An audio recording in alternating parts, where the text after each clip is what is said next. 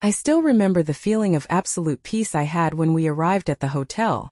The soft rustle of palm trees swaying in the breeze, the distant hum of the waves breaking on the shore, and the faint smell of salt in the air. It was perfect. We were perfect. Or so I thought.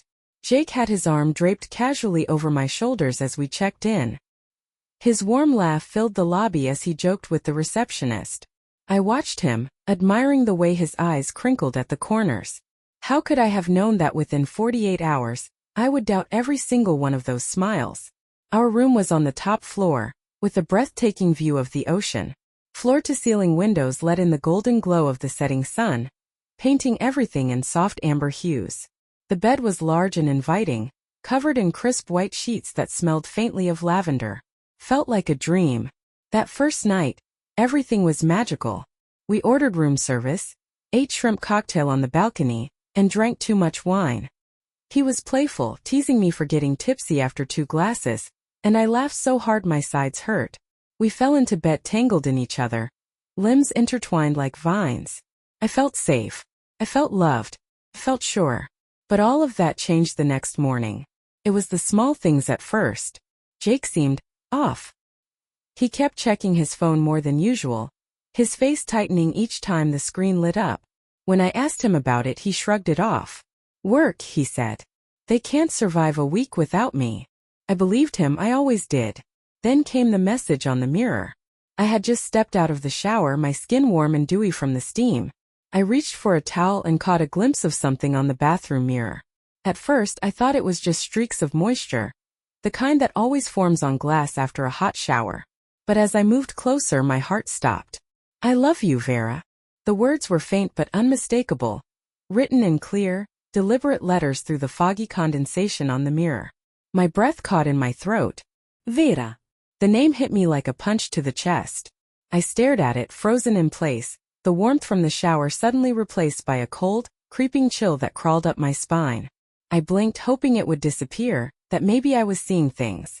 But the message remained, as real and undeniable as my own reflection staring back at me.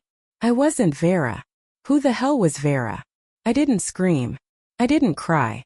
I didn't even touch it. I just stood there, naked and dripping, staring at that message as if it were a bomb ticking down in front of me. My mind was racing, filling in blanks I didn't want to see. How long had this been going on? Was she here? Had she been in this room? Was this a message for her? For a wild second I thought maybe it was a mistake. Maybe it had been there from the last guests who stayed here. But how many people named Vera could there possibly be? I wiped my face with the towel and stared at the mirror again. The message was still there. The air in the bathroom felt heavier somehow, like it was pressing down on my chest. I couldn't breathe. I should have confronted him right then. I should have marched out there, pointed to the mirror and demanded answers. But something stopped me. Instead, I did something I never thought I'd do. I left it there. I didn't clean it off. I didn't mention it. I just walked out of that bathroom with my heart in my throat, and a smile pinned to my face like a mask. Jake was on the bed, scrolling through his phone, eyes flicking up at me with that familiar warmth. For a second I thought maybe it really was nothing. Everything okay? He asked, tossing his phone aside. Yeah, I said, forcing a grin. Shower was perfect. He smiled back. Good. Wanna grab breakfast downstairs? I nodded, but I didn't hear a word he said. My mind was still in that bathroom, replaying that message over and over like a broken record. I love you, Vera. For the next few days I watched him like a hawk. Every glance at his phone, every text he typed with his body turned away from me, every second he spent checking emails by the pool while I sat in silence with a cocktail I didn't even want. My heart was thudding in my chest constantly, like a drumbeat that wouldn't stop. He didn't know I knew, and that gave me power. On the third day, I caught him staring at me a little too long. His eyes were narrow, studying me like he was searching for something. I kept my face calm, my smile soft, even though every part of me was on edge. That night, as we lay in bed, I felt him shift beside me. His breathing was too shallow. I could tell he wasn't asleep. Neither was I. Did you? He started, his voice low and hoarse like he was afraid to say the words. Did you see anything weird? In the bathroom. There it was. I turned my head slowly to face him, my heart thudding like a war drum in my chest. Weird how? I asked, my voice steady, calm, too calm. His eyes darted to mine, wide and alert, like a deer caught in headlights. His face was half shadowed by the dim light filtering in from the balcony, but I could see it.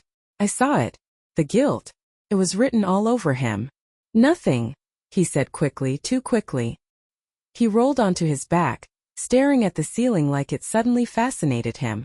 I could see his throat bob as he swallowed hard. Forget it. I watched him for a long time. He didn't move. Didn't breathe too deeply. He was pretending to be calm just like I was. Two people lying inches apart, oceans between them. I didn't ask any more questions. I didn't have to. The next morning he was even more on edge. He paced the room like he was looking for something. His phone was in his hand constantly, but he barely typed anything. His eyes flicked to the bathroom door more times than I could count. He was afraid. I sat on the bed, legs crossed, watching him like I was watching a movie. I took a slow sip of my coffee, savoring the bitterness on my tongue. I didn't speak. I just observed. Every nervous glance. Every twitch of his fingers. "You're quiet," he said finally, like he couldn't take the silence anymore. "You okay?" "Yeah," I said, tilting my head to the side, eyes fixed on him. "Are you?" He laughed, but it was hollow. "Of course I am." He scratched the back of his neck, his eyes darting to the bathroom one more time. "You're acting weird," I said softly, letting the words hang in the air like smoke. He froze for half a second. Just half a second, but I caught it. He knew. He knew I knew. "I'm fine," he muttered. "You're imagining things." I hummed, eyes never leaving his face. I watched him unravel like a loose thread. I watched the sweat bead on his temple, the way his jaw clenched every few seconds. And I realized something. I didn't need to confront him. He was doing it to himself. I never cleaned off that mirror. I never even touched it. Every time I stepped into that bathroom, it was still there. "I love you, Vera." And every time Jake went in, I knew he saw it too. That's the thing about guilt. It doesn't need to be exposed to destroy someone. It eats them alive from the inside. So I let it. I let it eat him alive. The longer we stayed at the hotel, the more I noticed Jake falling apart. It wasn't sudden. It was slow, like watching ice melt in the sun, drop by drop, bit by bit, until all that's left is a puddle.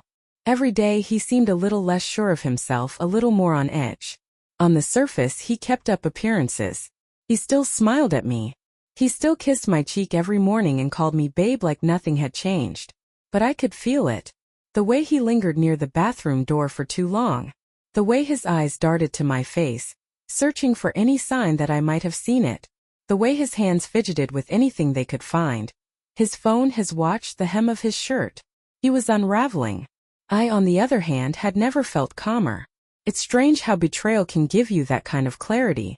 For the first time in a long time, I wasn't second-guessing myself. I wasn't running after his affection, trying to read his mood, wondering if I'd done something wrong. I didn't have to. I knew. And because I knew, I had control. On our 5th day at the hotel, something changed. He woke up before me, which he never did.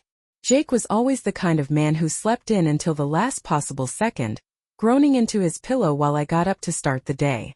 But that morning, I woke up to find him sitting on the edge of the bed, elbows on his knees, staring at the floor like it held the answers to every question he'd ever had. I didn't say anything at first. I just watched him.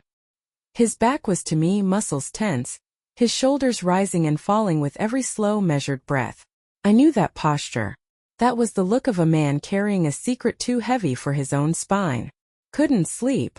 I asked, my voice light, soft, like nothing was wrong. He jumped like I'd fired a gun. His head snapped around to face me, eyes wide, pupils blown out with panic. He blinked a few times before forcing a smile that didn't reach his eyes. "Yeah, just couldn't shut my brain off," he said, rubbing the back of his neck, his voice too casual to be real. "Work stuff, you know?" I hummed in response, pretending to believe him. He thought he was so clever. He always did. "You should relax," I said, propping myself up on one elbow, letting the sheet slip down my arm just a little. I knew he'd look. He always did. "We're on vacation, remember?" He nodded quickly, like a man desperate to agree with anything that would make him seem normal. Yeah, you're right. I watched him stand, his movements stiff, his eyes flicking toward the bathroom for half a second before he caught himself. He didn't think I noticed, but I did. I noticed everything now. He didn't shower that morning. Instead, he got dressed in record time, threw on a t-shirt and shorts, and muttered something about grabbing coffee downstairs. Want me to come with you? I asked, tilting my head, watching him like a cat watches a bird. No, he said too quickly. You stay. Rest. I'll bring you something. I didn't argue. I just watched him leave. The second the door clicked shut behind him, I got up and walked straight to the bathroom. The message was still there. I love you, Vera. I stood there staring at it, my heart calm, my breathing even. The first time I'd seen it, I'd felt like I was drowning. Now it didn't have that power over me. I had learned to live with it. I had learned to use it. Slowly I reached out my hand. My finger hovered just above the letters. It would have been so easy to wipe it away. One swipe. That's all it would take. It would be gone, and Jake would never have to know I'd seen it. He could go on thinking his little secret was safe. But why would I do that? I dropped my hand, letting it fall to my side. I left the message exactly where it was. Jake came back 20 minutes later with 2 coffees and a forced smile.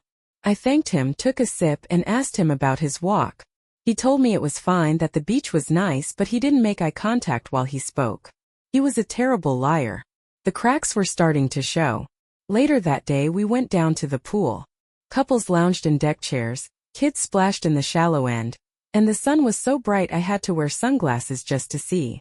Jake sat next to me, phone in hand, his fingers scrolling so fast it was like he was running from something.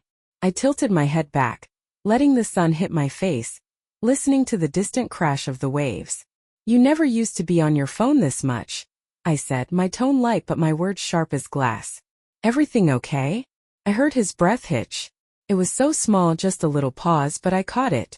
Yeah, he said, glancing at me for half a second. Just work stuff. Must be important, I said, eyes still closed, letting my smile stretch slow and lazy across my face. If I didn't know any better, I'd think you were texting someone. Silence. Heavy, thick silence. I didn't open my eyes, but I could feel him staring at me. His gaze was like a weight on my skin. I counted the seconds. 1, 2, 3, 4. There it was. His sharp inhale. What's that supposed to mean? He asked, his voice tight, defensive. I shrugged, finally opening my eyes to meet his. It doesn't mean anything, Jake. Just making an observation. He licked his lips, glancing at his phone like it might betray him right there in front of me. Good. Let him sweat. That night he showered before me. It was the first time he'd done that the whole trip. I knew why. He wanted to see if the message was still there. I listened from the bed as the water ran, imagining him standing in front of the mirror, heart pounding, eyes darting to that one spot where the letters would slowly reappear like ghosts. When he came out, he didn't say a word. His face was pale, his jaw tight, and he didn't look at me. He just got into bed, pulled the blanket over himself, and lay on his side, his back to me. I didn't say anything either. I just stared at the ceiling, a slow smile curling at the corners of my lips. He knew. And now he knew that I knew. The next day he was jumpy. Every little sound made him flinch. I could see it in the way his hand shook when he poured himself a glass of water. His patience was paper thin. He snapped at me when I asked if he wanted to go to dinner. He apologized 2 seconds later, but I didn't accept it. I didn't need to. I had him right where I wanted him. On the last night of our trip, I walked into the bathroom while he was brushing his teeth. I stood behind him, watching his eyes meet mine in the mirror. For a moment we just stared at each other. No words. No movement. Just silence. Then slowly I glanced at the mirror. Not at him. At the message. His eyes followed mine. I saw it happen in real time. His breath hitched. His whole body went stiff. Something wrong? I asked, my voice soft as silk. He dropped his toothbrush in the sink with a clatter. I tilted my head, letting the smile return to my face. You look nervous, Jake. I'm not, he said, too fast, too sharp. His eyes flicked back to the mirror, to those words that wouldn't go away. His breathing was shallow. his chest rising and falling too quickly. I leaned in close, my mouth near his ear. "You should be," I whispered, my voice so quiet it was barely a breath. His eyes met mine in the mirror. Wide. Terrified. Like he'd just seen a ghost. I smiled at him, my reflection steady, unshakable. "Sleep well, babe," I said, walking out of the bathroom without looking back. He didn't. And I never erased the message. The flight home was quiet. Not the comfortable kind of quiet we used to have, where we'd hold hands and watch the clouds pass beneath us. No, this was the kind of silence that hums with tension, like a wire pulled so tight it's ready to snap. Jake sat next to me, staring straight ahead, his jaw clenched so hard I thought his teeth might crack. His hands fidgeted with the edge of his phone case, turning it over and over in his lap. He hadn't looked at me once since we boarded. I, on the other hand, was perfectly still. Calm. I leaned back in my seat, eyes closed, letting the low hum of the plane's engines lull me into something close to peace. But I wasn't sleeping. I was thinking. Calculating. He thought it was over. He thought that since we left the hotel he could breathe again. That whatever had haunted him in that room, whatever message had burned itself into his mind, had been left behind. But that's the thing about guilt, you can't run from it. It follows you. It moves with you. It sleeps beside you. I felt his gaze shift toward me once, twice, like he was checking to see if I was awake. I didn't give him the satisfaction of opening my eyes. Let him wonder. Let him worry. I wanted him to sit in it. I wanted him to marinate in that panic, let it seep into his bones the way it had seeped into mine the moment I saw those words on the mirror. "I love you, Vera." The words lived in my mind rent-free now. I'd memorized every curve of every letter. I'd replayed it so many times that it felt more real than my own name. And every time I thought about it, I felt something shift inside me. It wasn't heartbreak. It wasn't sadness anymore. It was something colder, harder, sharper. When we finally landed, Jake was in a rush to get off the plane. He grabbed his bag from the overhead bin so fast he almost knocked it into the man behind him. I watched him mutter an apology, his eyes darting around like he was being hunted. He was. He just didn't know it yet. I took my time. No need to rush. I let him stand there in the crowded aisle, looking back at me like he expected me to hurry up. I didn't. He shifted from foot to foot, his fingers tapping against his leg in that same anxious rhythm I'd come to recognize. "Come on," he said, forcing a grin that didn't match his eyes. "Let's go." "Relax," I said, stretching my arms like I just had the best nap of my life. "We're not in a hurry." His eyes darted away from mine. "Yeah, right. No hurry." We drove home in silence. No music, no small talk, just the hum of the tires on the road. I watched the world blur past the window, my mind somewhere far away. I could feel his glances every so often, quick, sharp, like he was afraid I'd suddenly turn to him and ask the question. But I didn't, because I knew he was waiting for it. He was waiting for me to snap, to say, "Who's Vera?" He'd probably rehearsed his excuses already. Probably had a whole story lined up, something about a coworker or a prank or a mix-up with the hotel staff. I didn't give him that chance. Not yet. The power was mine and I wasn't going to give it up that easily. When we got home, I felt the weight of it hit me as soon as I walked through the door. The smell of our house, the familiar creak of the floorboard near the kitchen, the framed photos on the wall. It all felt different somehow. Like I'd stepped into a life that didn't quite belong to me anymore. Jake dumped his bag by the door and ran a hand through his hair, exhaling hard like he'd just finished a marathon. "I'm gonna take a shower," he muttered, not even glancing at me. I didn't answer. I just watched him disappear down the hall, watched the bathroom door close behind him. I stood there for a while, my heart unnervingly calm as I listened for the water to start running. When it did, I walked slowly to the bedroom, opened his suitcase and started going through it. I wasn't looking for anything in particular. Just looking. I ran my hands through his clothes, my fingers feeling for something out of place, something that didn't belong. I checked the small zippered compartments, his toiletry bag, even the pockets of his shorts. Nothing. I wasn't surprised. Men like Jake aren't stupid. They know how to hide things. But I knew something he didn't. They always miss something. I found it in his phone. Later that night, while he was in the kitchen washing dishes, I slipped it off the counter and unlocked it with the passcode I'd seen him use 1,000 times. I wasn't even being subtle about it. I sat on the edge of the bed, phone in my hand, scrolling. And there she was. Vera. Her name wasn't saved as Vera, of course. No, Jake wasn't that careless. Her contact name was something generic. Chris work. But I knew. I knew from the way their messages never mentioned anything about actual work. I knew from the way she called him baby, and he didn't correct her. I sat there, reading every message, every emoji, every inside joke they'd shared. I read it all. Every lie. Every promise. Every secret. My heart didn't break this time. It just hardened. The sound of dishes clinking in the kitchen was rhythmic, almost peaceful. He had no idea I was reading his betrayal in real time. No idea I was staring at the words, "Miss you so much, baby," written by Vera herself. I didn't scream. I didn't cry. I just sat there holding the phone in one hand, feeling the weight of it. I could hear Jake whistling to himself in the kitchen like everything was fine. Like he wasn't the villain in his own story. When I finally stood, I walked slowly down the hall, stopping just outside the kitchen. He was drying a glass, his back to me, shoulders relaxed. "Hey," I said, my voice steady. He glanced over his shoulder, his smile easy, casual. Too casual. "Hey, what's up?" I tilted my head, holding up his phone in my hand, my thumb hovering over the screen. I saw his eyes dart to it, saw the color drain from his face in real time. He froze. He didn't move. He didn't breathe. "What's Vera up to these days?" I asked, tilting my head like I was genuinely curious. The glass slipped from his hands and shattered on the kitchen floor. The sound was sharp, like a gunshot in the quiet house. He didn't pick it up. He didn't move at all.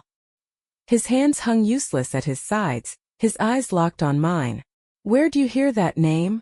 he asked quietly, his voice hoarse like he already knew the answer. My lips curled into a smile that didn't feel like mine. "I saw it on the mirror," I said, my eyes never leaving his face. Funny how steam never forgets.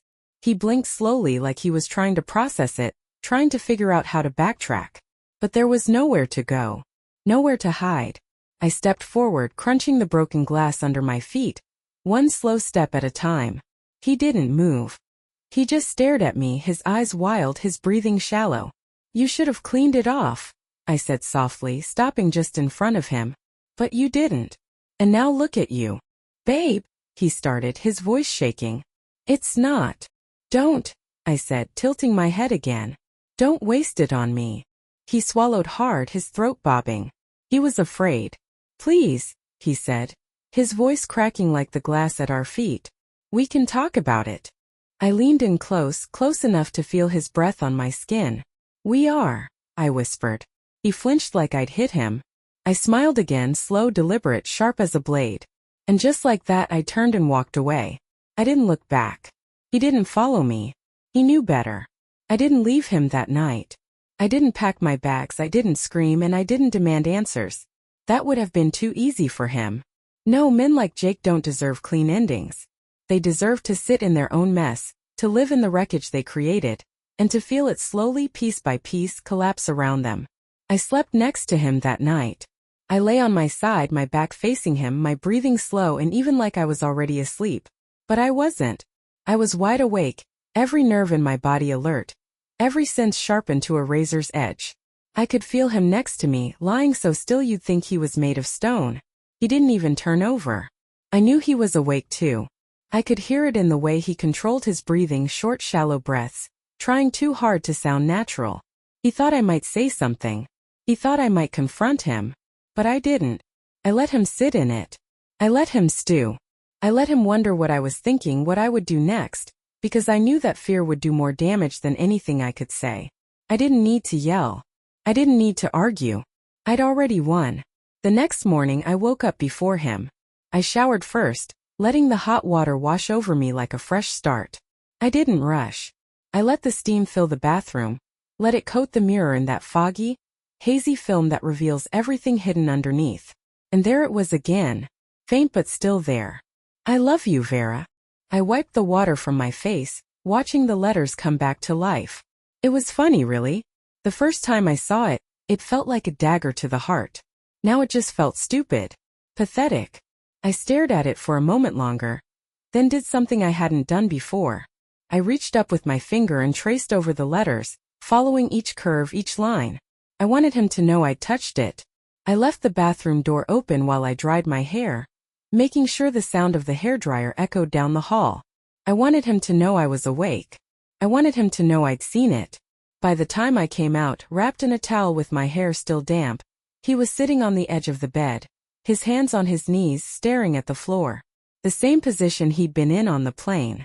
"Morning," I said casually, like nothing was wrong. Like I wasn't walking past him with the weight of every lie he'd ever told me pressing down on my chest. "You showering?" He hesitated, just for a second, but I saw it. "Yeah," he muttered, standing slowly like his body was moving through mud. He glanced at me once, searching my face for something. A sign, a clue, a trap. He didn't find one. I didn't give him anything. Just a small, easy smile as I slipped past him, letting my shoulder brush his arm. I heard the bathroom door close. I heard the water turn on. And I knew he was staring at that mirror right now, seeing my fingerprints traced over the letters. I knew his heart was pounding in his chest, his mind racing with questions. Did she touch it on purpose? Does she know? How much does she know? I didn't have to be in the room to know exactly what his face looked like in that moment. Panic. Pure panic. When he finally came out, he didn't look at me. He moved around the room like a ghost, quiet, barely present, as if I might pounce on him if he made a sound. He grabbed his phone from the nightstand, swiping at it like it was a lifeline. "Breakfast?" I asked, pulling on a loose t-shirt and a pair of shorts. My tone was light, playful, like I wasn't watching him crumble right in front of me. "I'm starving." He glanced at me, his eyes bloodshot like he hadn't slept all night. "Yeah," he croaked. "Sure." He didn't eat much. I noticed the way he kept looking at his phone, flipping it face down every time I glanced at him. His leg bounced under the table, his eyes darting toward me like he was waiting for me to explode. But I didn't. I just sipped my coffee slowly, letting the silence stretch on, knowing it was eating him alive. When we got back home, everything felt colder. The house didn't feel like home anymore. It felt like a set piece, like the props on a stage where we both pretended to be happy people living happy lives. I dropped my bag in the hallway and headed straight for the kitchen. "Want anything?" I called over my shoulder, opening the fridge and pretending to look for something. "No," he said quietly from behind me. I could hear it in his voice. He wanted to say more. I turned, leaning against the counter, arms crossed, watching him. "You sure?" He scratched at the back of his neck, his eyes darting to the side. "Yeah, I'm good." I didn't break eye contact. I didn't smile. I just watched him. It was like looking at a man standing on the edge of a cliff, glancing down at the drop below, trying to decide if it was better to jump or wait for the ground to give out beneath him. That's when it happened. The moment I'd been waiting for. He took a step toward me. Hesitant. Careful. Like a man walking into a confession booth. "You," he started, his voice barely a whisper. "You didn't see anything weird at the hotel, did you?" I raised an eyebrow, tilting my head just a little. "Weird how?" He froze. It was subtle, just a flicker like a glitch in the system. But I saw it. I saw it all. "Nothing," he said too quickly, too defensively. He tried to laugh it off, running a hand through his hair like it was all so ridiculous. "Forget it. It's stupid." I didn't blink. Didn't move. I just kept staring at him like he was a puzzle I was slowly piecing together. "Jake," I said softly, tilting my head just a little more, just enough to make him uncomfortable. "What exactly do you think I saw?" His breath caught. I saw his chest rise, his nostrils flare. His eyes locked onto mine, and for the first time I saw it. Pure, unfiltered fear. I didn't say anything. I let him sit in it. I watched him unravel piece by piece, his mask slipping off like wet paper. He rubbed his face with both hands, fingers pressing hard into his eyes like he could squeeze the guilt out of his head. "Forget it, okay? It's nothing. It's nothing." He backed away like he needed distance from me, but I didn't move. I just stayed where I was, still as stone, letting his words hang in the air. "Nothing." He disappeared into the living room. I stayed in the kitchen, listening to the quiet hum of the fridge and the faint sounds of him pacing in the other room.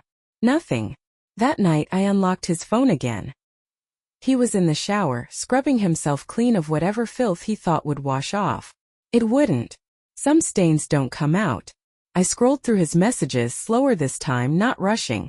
I read every line of every conversation with Chris. Work. There was no doubt anymore. No chance of misinterpretation. Vera wasn't a mistake. Vera wasn't a coincidence. She was his. And that's when I decided. I could have left right then. I could have packed my bag, walked out the door, and never looked back. But I didn't. I wasn't done yet. Jake thought I'd seen everything I needed to see. But he was wrong. I'd only seen the beginning. He was about to learn something about me that he'd never understood. I don't break. I don't beg. I don't run. I stay. And I make sure you never forget me. He thought the message on the mirror haunted him before. He had no idea. By the time I was done, he'd see my name everywhere. The days that followed were slow and methodical. I didn't scream. I didn't cry. I didn't throw his clothes out the window, or shatter plates on the kitchen floor. That would have been too easy for him. Too clean. He would have loved that, actually. A dramatic blow-up, a big messy fight. It would have given him the perfect excuse to turn himself into the victim. Look how unreasonable she's being, he'd tell his friends. I made a mistake, but she's crazy. No, I wasn't going to be his crazy ex. Instead, I became something far worse. I became quiet. It's amazing how much you can control a person with silence. It crawls into their head, makes them question every move, every word, every breath. I didn't give him anything to hold on to. No accusations. No confrontations. Just calm, suffocating quiet. On Monday morning, I got up early and made coffee. The smell filled the kitchen, warm and familiar, like it always did. I poured 2 cups, just like I always did. His was black, just the way he liked it. I slid the mug in front of him at the table, sat across from him, and took a slow sip of mine. He looked at me, eyes cautious, like a man testing the ground under his feet for cracks. Thanks, he said quietly, his fingers wrapping around the mug like it might be his last lifeline. I smiled. Of course. He stared at me for a moment too long, like he was trying to read something on my face. I could see the questions forming in his head. Did she check my phone again? Does she know more than she's letting on? Did she finally figure it out? But I didn't give him anything. Just a calm, steady gaze and a small, pleasant smile. He left for work at 8:15 a.m., just like always. I watched him from the kitchen window as he backed his car out of the driveway, his head on a constant swivel like he was expecting to see me standing outside, watching him with a kitchen knife in my hand. He wished I was that predictable. The second he was gone, I got to work. I didn't need to rush. I had all the time in the world. I opened his laptop, typed in the password I'd seen him use 1,000 times, and went straight for his email. He was careless, just like I knew he would be. No 2-factor authentication. No password managers. Just password 123. And the belief that I'd never think to check. He underestimated me. It didn't take long to find her. Vera. Of course, she wasn't listed as Vera in his contacts. She was Chris Work in his messages, but on email, she was VR. Not even subtle. I opened the most recent email thread, my eyes scanning the words as my breath stayed calm and measured. Can't stop thinking about last weekend. Wish we had more time alone. Miss you so much it hurts. Pathetic. I scrolled down, scrolling past every excuse, every "I'll see you soon," every stupid little heart emoji. He sent her like he was some 16-year-old boy in love for the first time. It made me sick.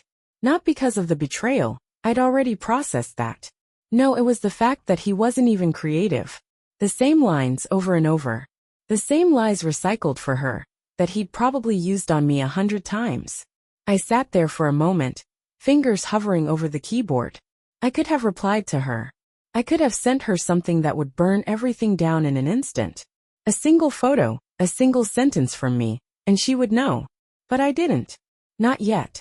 Instead, I logged out of his email and wiped my fingerprints off the laptop with the sleeve of my hoodie. I had something better in mind. That night, he came home late. He sent me a text at 6:45 p.m. Running late, work stuff, don't wait up. Classic. I knew exactly where he was. I knew exactly who he was with. I didn't respond. When he finally walked through the door at 9:27 p.m., he smelled like fresh cologne. Not the one he usually wore. No, this one was new, spicy, sharp, and unfamiliar. He'd showered before coming home. Scrubbed himself clean of her. Hey, he said, his voice light, like he'd just come back from the gym. He kicked off his shoes by the door. Glancing at me sitting on the couch, like I was a wild animal, he didn't want to spook. Long day. I nodded, not looking up from my phone. Bet it was. His eyes flicked to me quick and sharp. He opened his mouth, closed it, then tried again. You good? I finally looked up at him, tilting my head like I was studying a painting in a museum. Are you? I asked. He blinked. Yeah, of course. Good, I said, looking back at my phone. Thought maybe you'd be tired after all that work. Silence. Heavy, thick silence. I heard him swallow hard. Perfect. I waited a few days before making my next move. I needed him to believe that everything was fine, that the storm had passed. He needed to think he was in the clear. Men like him always do. They convince themselves that if they just act normal, everything will blow over. On Friday night I made dinner. His favorite chicken marsala, garlic bread, and a little red wine. He came home on time that night. On time and smiling, like a man who believed he'd been forgiven. I played my part perfectly. I kissed him on the cheek when he walked in, told him to wash up, and set the table with candles like we were newlyweds again. Smells amazing, he said, leaning in to sniff the garlic bread. Thought you deserved something nice, I said sweetly, watching his eyes light up with relief. He bought it. He actually bought it. We ate, we laughed, we drank. By the end of dinner, his shoulders had finally relaxed.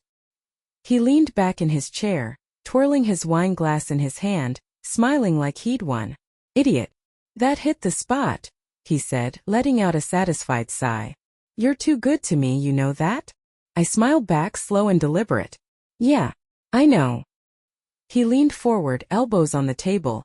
His eyes softened that way they used to be before everything went to hell. I know I've been distracted lately. Work's been crazy. But I'm here now. I'm focused.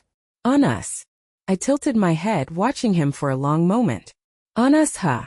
Yeah, he said, nodding eagerly like a dog trying to prove he deserved a treat. I know I've been off, but I'm good now. We're good, right? I leaned forward, mirroring his position, folding my hands under my chin. My eyes never left his. Jake, I said softly, my voice as sweet as honey. Can I ask you something? Of course, he said quickly, eager to prove himself. Do you think she'll miss you? His smile froze. For a second I thought he didn't understand. But then it hit him. His face drained of color, his jaw slack, his breathing shallow and fast. He opened his mouth, closed it. Tried to smile, but it came out wrong. I don't know what you mean. I tilted my head a little further, my eyes narrowing just enough to make him squirm. I think you do. He sat back in his chair, looking anywhere but at me. It's not. Don't, I said softly, my tone so calm it felt like a knife pressed against his throat. Don't lie to me. Not anymore. He was shaking his head now, muttering, I can explain. Too late, I whispered. And that was the moment I saw it. The break. The exact second he realized that no amount of charm, no amount of excuses could save him now. He was a drowning man and I wasn't going to throw him a rope. I leaned back in my chair, letting the silence stretch between us. No more words. He'd already said enough.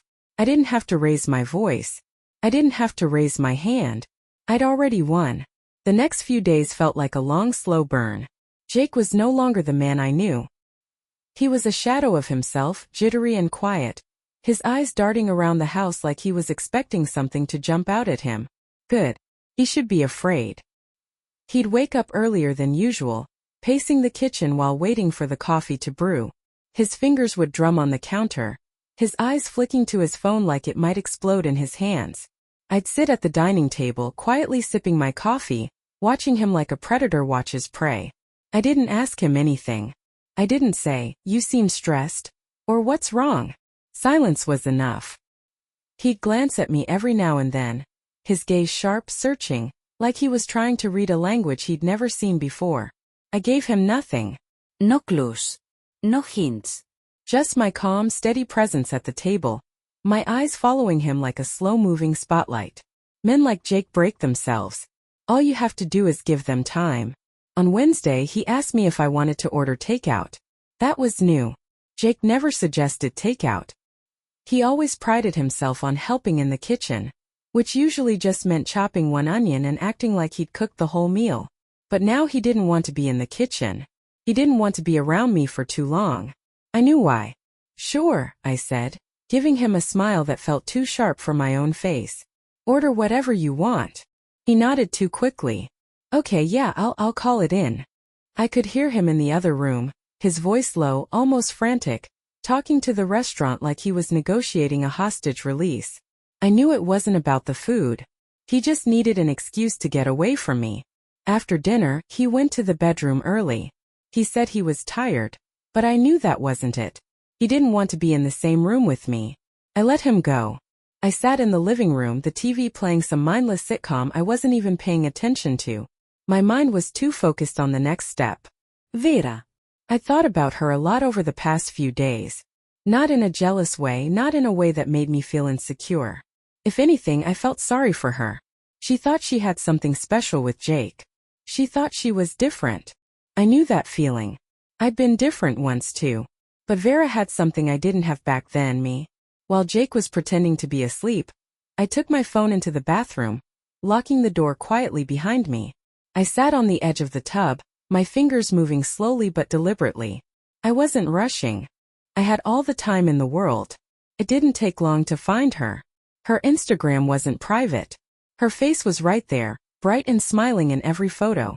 Blonde hair, sharp cheekbones, that look of a woman who thinks she's untouchable. I scrolled through her photos, studying her like I was studying for a test. Beach photos. Brunch photos. Gym selfies. And there it was. A photo posted 4 days ago. Her lying on white hotel sheets.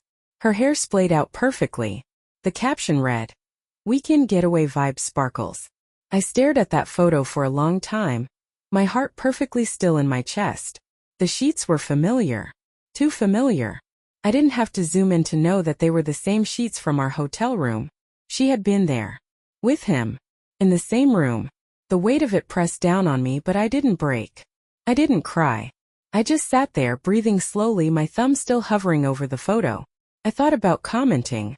I thought about leaving something simple like, "Nice sheets. I know them well." But I didn't. That would be too easy. Instead, I took a screenshot and saved it to my phone. I stared at it for a moment longer, tilting my head like I was examining a piece of art. She really thought she'd won. That's the thing about women like Vera. They think they're special because he tells them they're special. He feeds them little lines like, "You're different." Or, "No one understands me like you do." It's the same script every time and they always fall for it. I know because I did too. But not anymore. That night, I lay in bed next to Jake, listening to his breathing. It wasn't steady like it used to be. It was shallow, uneven, with little pauses in between. He wasn't sleeping. He was waiting. Waiting for me to say something. Waiting for the hammer to drop. I didn't give it to him. Instead, I waited until I knew he was listening. Then I said quietly, "I think we should redecorate the bathroom." His breathing stopped. I heard the sheets rustle as he turned his head toward me. "What?" His voice was dry, tight, like he'd swallowed sand. "The bathroom," I said again, my voice smooth, calm. "The mirror's been looking a little foggy lately." Silence. Heavy, crushing silence. I heard him swallow, his Adam's apple bobbing in his throat. "Yeah," he croaked, his voice barely audible. "Yeah, maybe we should." I turned my head slowly to face him in the dark, my eyes meeting his. He could barely look at me. His eyes darted away like a child caught stealing candy. "Sleep well, Jake," I said softly, turning back toward the wall. He didn't sleep. The next morning he left the house before I woke up. No goodbye. No, have a good day. Just silence. His absence was louder than any door slam. I spent the day thinking about how easy it would be to end it right now. To send Vera that screenshot. To call her from Jake's phone and let her hear my voice. To leave a little message on her mirror like the one she'd left on mine. But I didn't. Not yet. Timing is everything. Instead, I did something better. I went to the store and bought a small bottle of glass etching cream. It was cheap, only $12.99. The man at the checkout didn't even glance at it. Just scanned it, bagged it, and handed me the receipt. When I got home, I went straight to the bathroom. I closed the door, sat on the edge of the tub, and twisted off the cap of the bottle. The smell was sharp like chemicals and fire. I pulled out my phone, opened the photo of Vera lying on those hotel sheets, and stared at it for a long moment. Then I opened the cabinet under the sink and pulled out a pair of old rubber gloves. I'd only need them for a minute. I moved slowly with purpose. I dipped a small brush into the etching cream, careful not to use too much. I didn't want it to drip. I didn't want it to smudge. It had to be perfect. Letter by letter, I painted it onto the surface of the mirror. The same message I'd seen that day in the hotel. The message that changed everything. I love you, Vera. I took my time, making sure the lines were straight, the letters bold and clear. When it was done, I stood back and stared at it. The cream had already started to work, eating away at the glass, burning it in slowly and permanently. No amount of steam would wash it away. No amount of scrubbing would remove it. When it was ready, I wiped the cream away, revealing the message in crisp, clean letters. I smiled at my reflection, tilting my head just a little, admiring my work. Perfect, I whispered. That night, I didn't say a word to Jake. We ate dinner in silence. He glanced at me a few times, eyes full of questions, but I didn't answer any of them. He went to bed early, but I stayed up. I waited. 2:14 a.m. I heard it. The sound of him walking down the hall. The soft creak of the bathroom door. The shuffle of his bare feet on the tile. Then silence. Not a normal silence. A frozen, hollow silence. I knew what he was looking at. I knew he was standing there, staring at those words that wouldn't fade this time. No steam. No fog. Just cold, hard glass. He didn't come back to bed that night. I slept like a baby,